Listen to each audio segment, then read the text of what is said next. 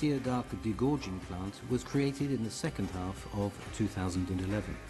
It is situated inside the François Sieur room at the heart of the transfer and turning zone. This workshop functions at a speed of 8,500 bottles per hour, bringing the daily production capacity of sparkling wine up to 50,000 bottles. The main objectives of this new installation are an improvement in quality, a better strategy for sustainable development, an increased production efficiency and profitability, and the maintenance of high standards of safety and hygiene.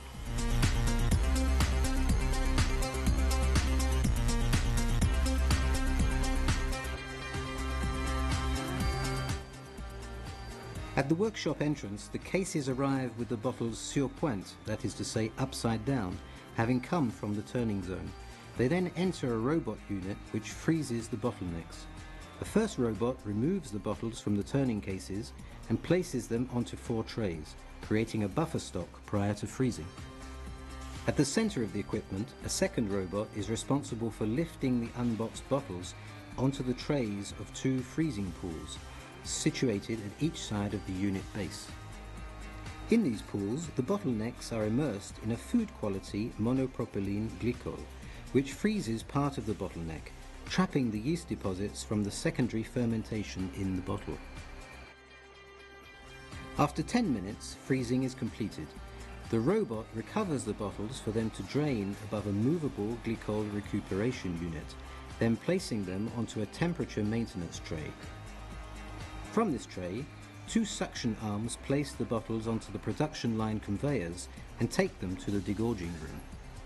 Inside the room, the bottlenecks are rinsed by a machine which is equipped with a water recycling system. They are then disgorged. The disgorger removes the capsule, and internal pressure forces out the ice cork containing the trapped yeast deposits of the second fermentation in the bottle.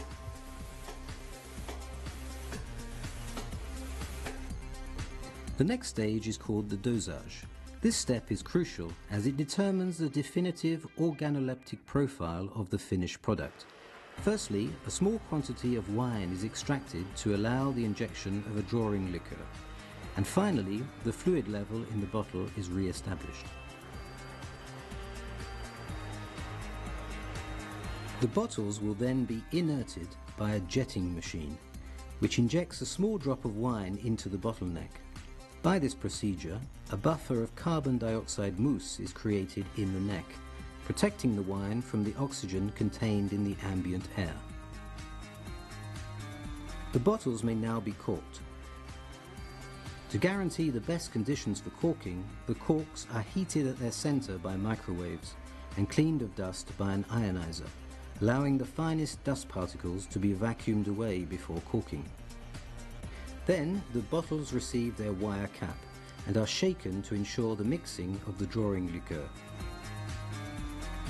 Finally, after a final washing and drying, the bottles are taken to the encasing robot to be sent to the conditioning site in Limoux.